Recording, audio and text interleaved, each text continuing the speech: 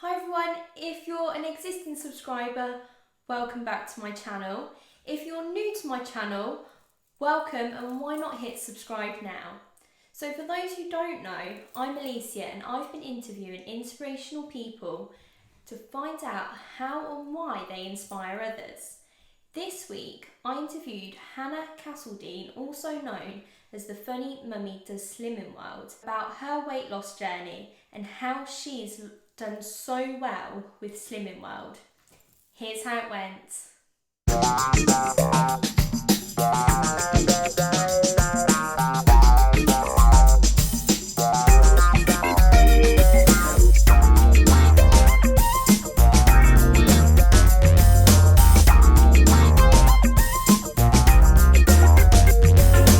Welcome to the channel.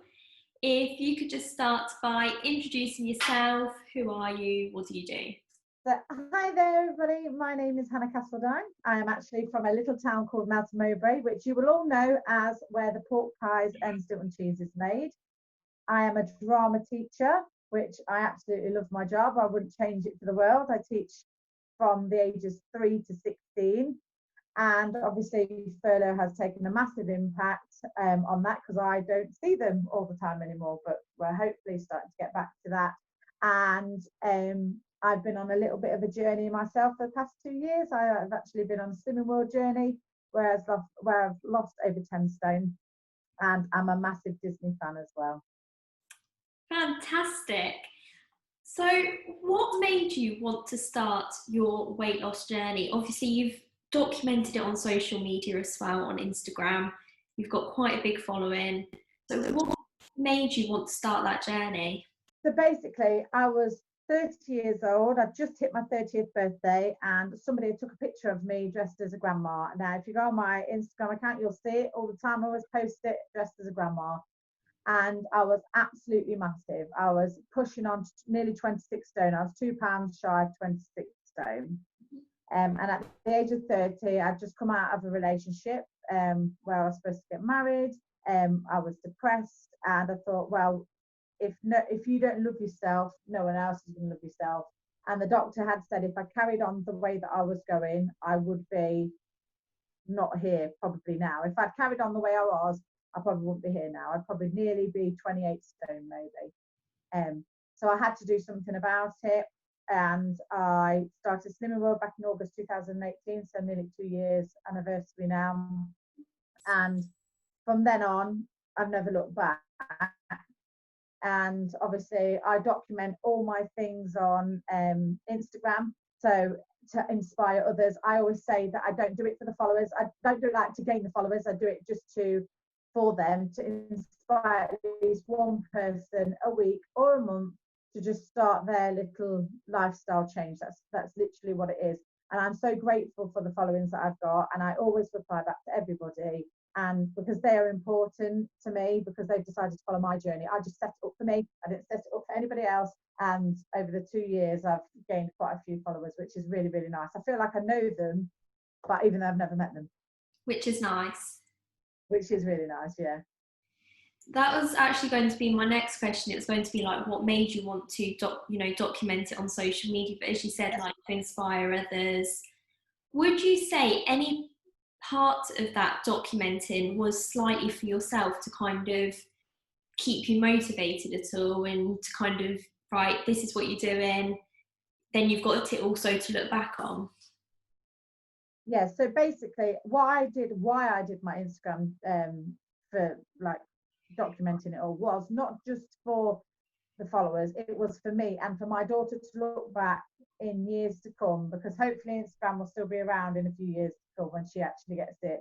Like we can still go on some of like Bebo and stuff like that that we used to have back in the day. You can still find little images of stuff that you used to post on MySpace, and she can look back and be like, oh yeah, my mum did really, really well. And it is to document for me. I'm like, we all have time hop, and I love time hop. It always pops up and you find out what you're doing this time last year, and it's really, really nice to see what you looked like this time last year. And honestly, when time up comes up and I look at pictures of when I used to be bigger, I'm like, who is that? Who is that? Because it doesn't look like me anymore. So that's why I did it. It's like a little diary really for myself and for my daughter for when she's a little bit older, so she can go back and see everything that I did. Which is fantastic. And you know, you have been on such a huge journey as well. Now, looking back on old photos, how does that make you feel? When I look back at old photos, sometimes it's really difficult to look at them sometimes, because I remember what I felt like at that time, how much I was in pain, and how I felt. But the only way that I could like get a little bit of happiness was to eat food. So I was eating nearly 6 takeaways a week. I'm very lucky if I have one a month. Like during lockdown, all my friends have been like, "Yeah, I've had takeaway every week." I think I've had 2. Yeah. And that's it. And they've only been for birthdays, whereas before I'd be having them every single day if I could. And I was so unhappy. You can see how unhappy I was in pictures, like the way I stood, the way that, you know, and stand behind my friends to have a photo to hide myself. But I suffer a little bit from body dysmorphia. So when I was a lot bigger, I used to think I was smaller some days, but now I am smaller. I still think I'm bigger. So comparing myself and taking pictures of me now and looking back at older pictures, that gives me a little bit of more security that I'm not her anymore. I am somebody totally, I'm still her, but not the size that I was. And what would you say has been your biggest challenge along the way? So the biggest thing that I've had to challenge, has been a challenge, is the skin.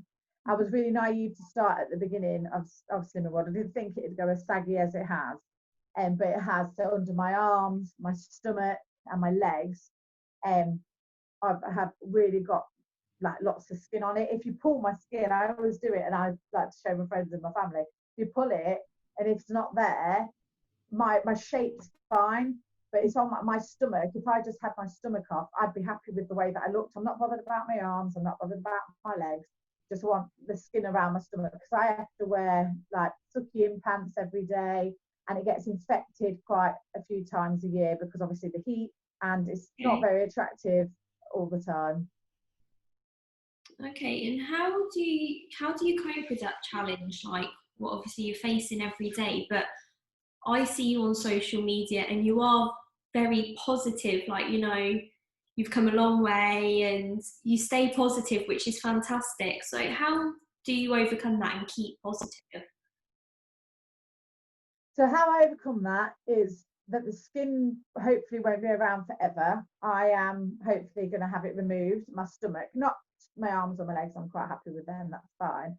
And that not only the skin that I've got is over a stone in weight on my stomach, Okay. but it's not a stone in fat. It is just skin. It's just excess skin. So I'm a lot healthier inside. I'm inspiring others, and that's what keeps me going as well with it. Like, we do self-love Sundays, quite a few like other places do self-love Sundays, and posting that and then getting a message from somebody saying, "You've inspired me to do this, this and this." And there was a woman a couple of weeks ago, I was stood in my underwear, matching underwear. I've never done that before.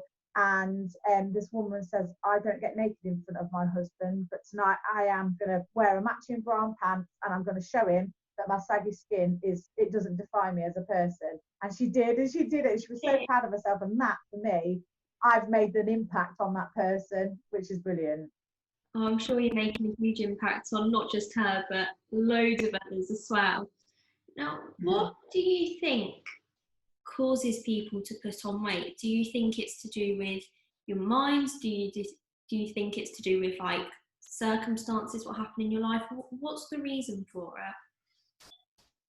So for me, I always say that everybody has something that they go to for comfort, whether it be eating, which a lot of people who are at Slimming World or who do like a little like diet regime, that's what makes them happy. They could be like, I was depressed, and the only comfort that I got was just to eat. That's what it was.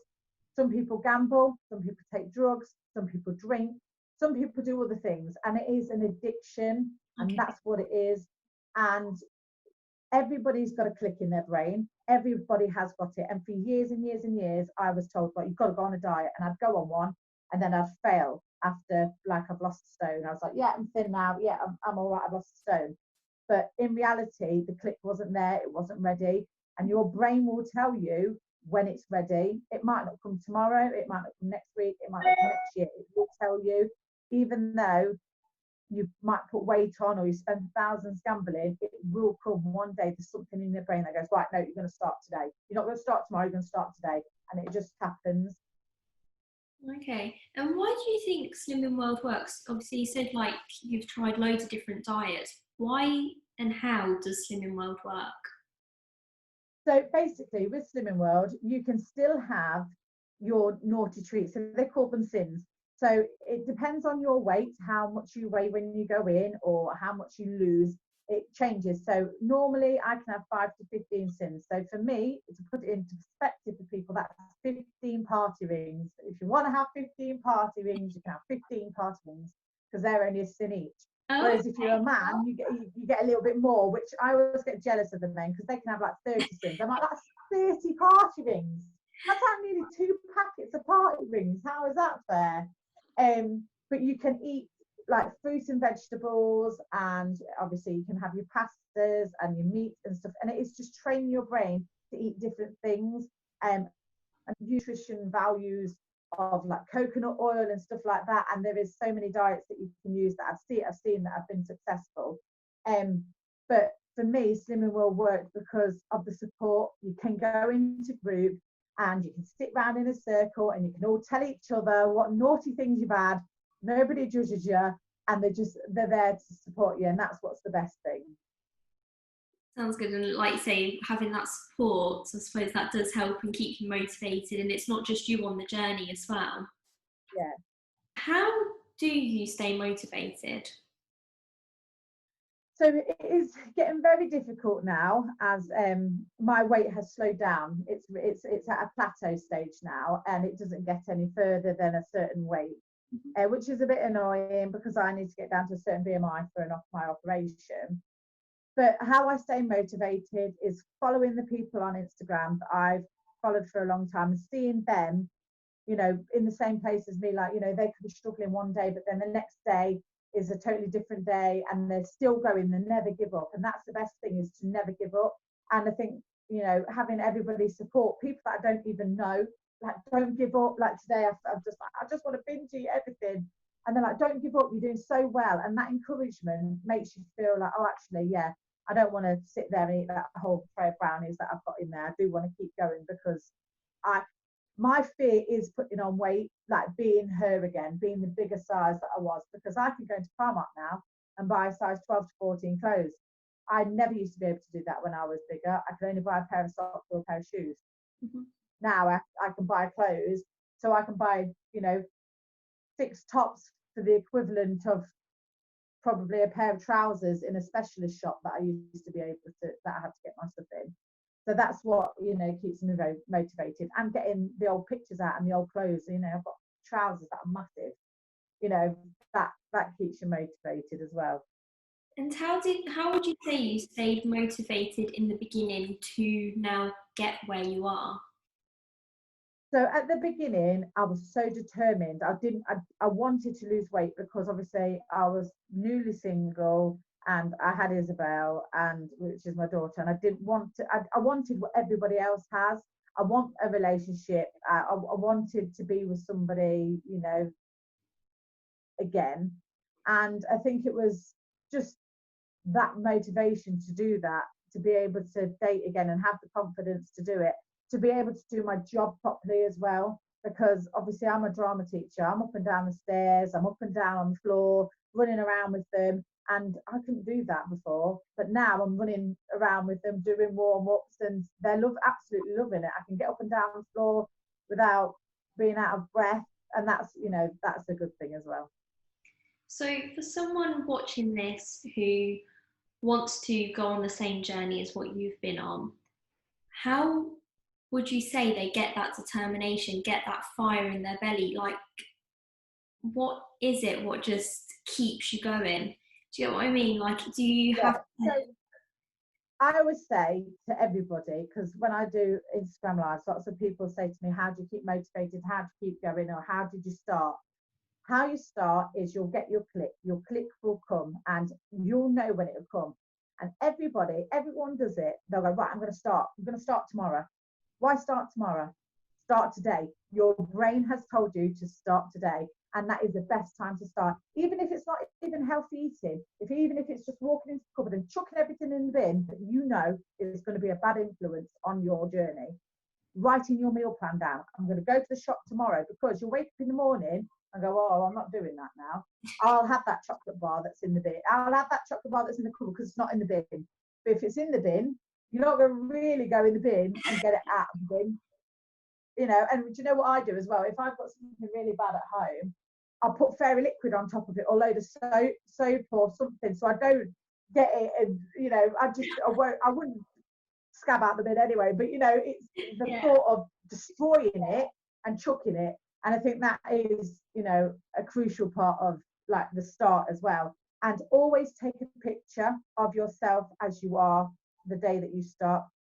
Always take your measurements. I never did it at the beginning, and it's one of the biggest regrets that I've ever made, because I didn't think I needed to. But now, because I take on measurement instead of going by weight as well sometimes, it's really crucial to do that, to definitely take weight measurements. And if you are on Instagram, follow loads of people, because there's some days where I'm like, I don't know what I'm having for tea. I'll have spaghetti bolognese for the 6th day running. You know, there's so many people out there who've got so many meals that you could be like, all right, I'll do that tomorrow, I'll do that. And that's what, you know, can help as well for the first bit of your journey. Okay, and would you say you found it difficult? Because, like you say, you've got a little girl, so obviously kids love sweets, they love chocolate. Would you say you found that difficult? There's some days that I find it difficult. Boredom is the most like biggest thing, where I'm like, oh, I just want to eat. I just want to eat.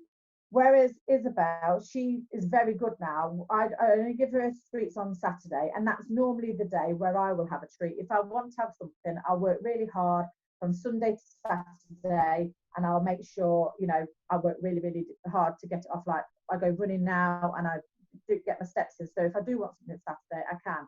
And the same with Isabel. She wants something, she can have something then.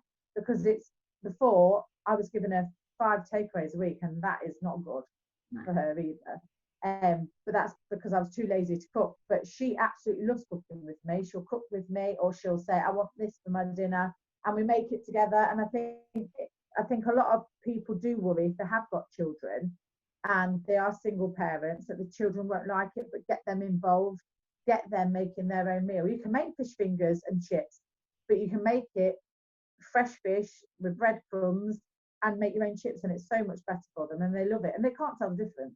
Once they've been eating it a few times, they just can't tell the difference. It's training their brain to keep going. Like if they're having it every week, and they'll forget. They'll be like, oh, they probably actually will prefer to have a chicken nugget and chips that have been made rather than go to McDonald's. Because Isabel, she'll have one, but she's not fussed. She'll have whatever she has at home. She's not, can we have a takeaway or can we go out? She'll quite happily sit and eat what we eat or what I eat. So it's more of a lifestyle change for it is. the whole really family, is. as opposed to just that short little journey, which is good. Now, Yeah. your social media is very inspirational, as I mentioned earlier. One thing what I have noticed, and again you did mention it previously, is you talk a lot about loving yourself. How did you learn to love yourself? So it's only just started happening from sort of like this time, like the beginning of this year. Because obviously during lockdown, I think a lot of people have had a lot of time to think and where they want to be and what they want to do. And because we crave being with our friends, we crave being with our family, we crave going out and doing things that we love. So we have a lot of like time to sit and actually think about what we love about ourselves. Like my friends have always loved me, whatever size, you know, I have been. But I never used to be able to see that. I just used to think I was the big fat funny girl. That's all I used to think I was. But it wasn't until I started looking in the mirror. I am a funny girl, but I'm not at the size that I was. And even though my tummy is still got saggy skin on it, it doesn't define me as a person. I am still the funny girl, but I'm not as big as she was. And her tummy, my family don't love me for my tummy. They love me for what's inside. And I think displaying that to people on Instagram to show them to love themselves. That's why I get my skin out. I want to get it out, not because I want the likes, not because I want people to say, oh my God, you've done amazing. That is really nice. But it's just to show others that, come on, you can do it. It's as much as it's painful sometimes to get up in the mirror, and when you're having a bloated day, especially, you know, the time of the month we all ladies lovely we all get it.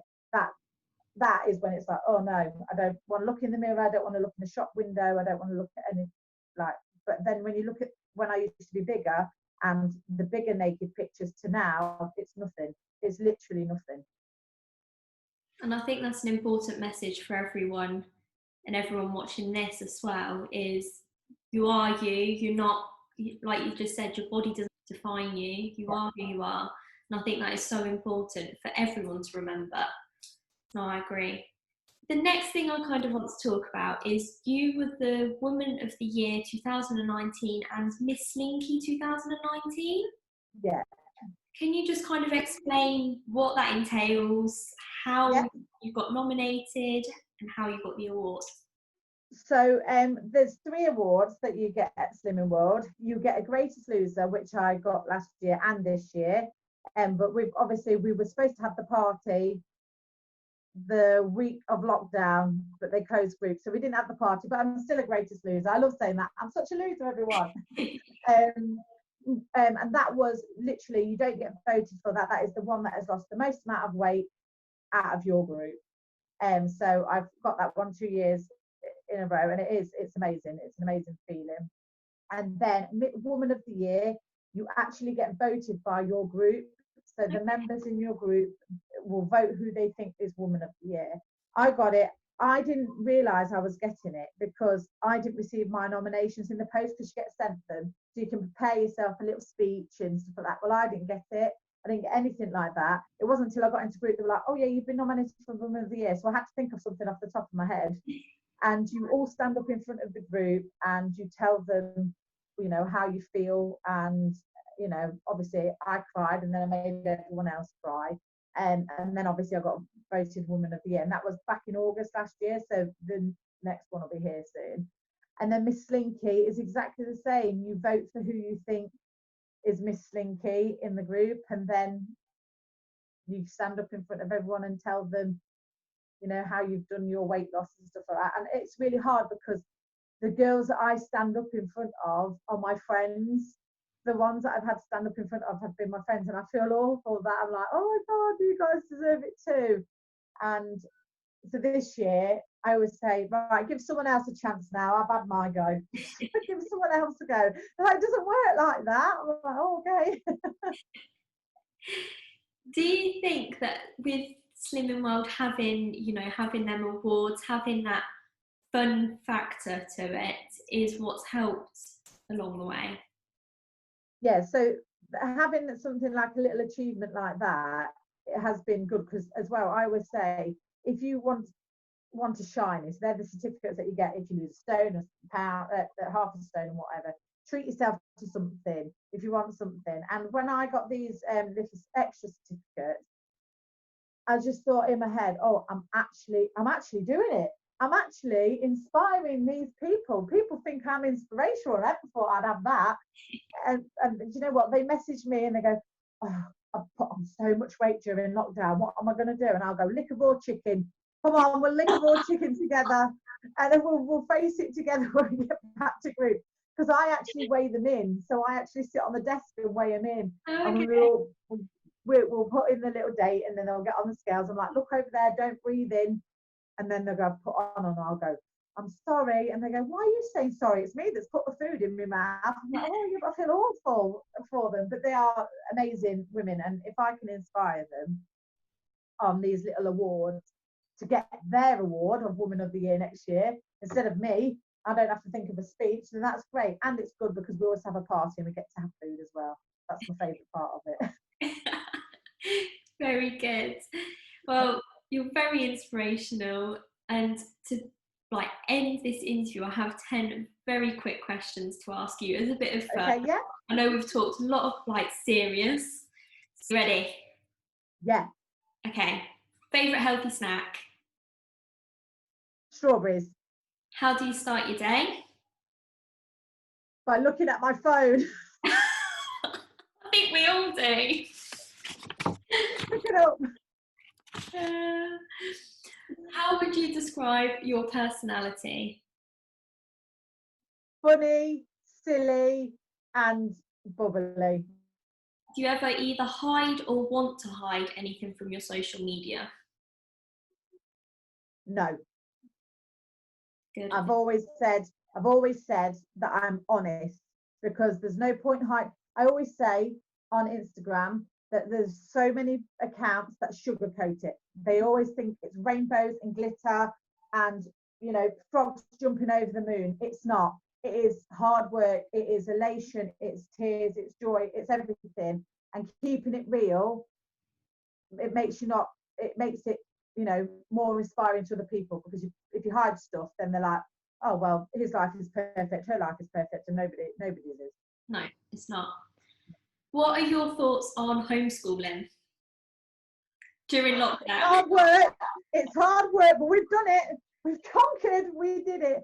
Do you know what? I've always said that I'd love to homeschool my daughter. I always said it because I thought, yeah, I can do it. I did it, but I don't recommend it. She can definitely go back to school.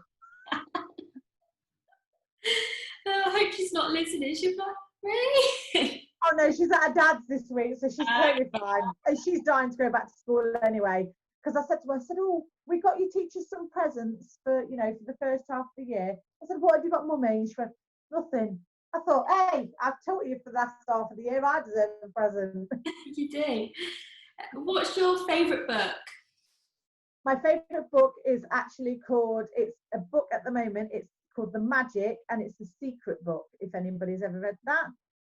It's all about gratitude and being positive, and you know, you write things down in it, what you want to achieve, and when you've achieved it, you tick it off, and there's like little challenges for 27 days, and it's brilliant. What's your favourite biscuit?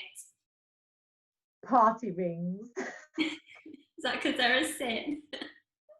Yeah, absolutely. I've had 4 today already, so I love it. I love them. Get some party rings. You've made me fancy Yeah, them. Yeah. What's your favourite musical? Les Miserables. I've never seen that. I need to see that. Oh, you cry from the beginning to the end. You come out exhausted. Mickey Mouse or Minnie Mouse? Mickey Mouse. And dancing or running? Dancing. Fantastic. Thank you very much.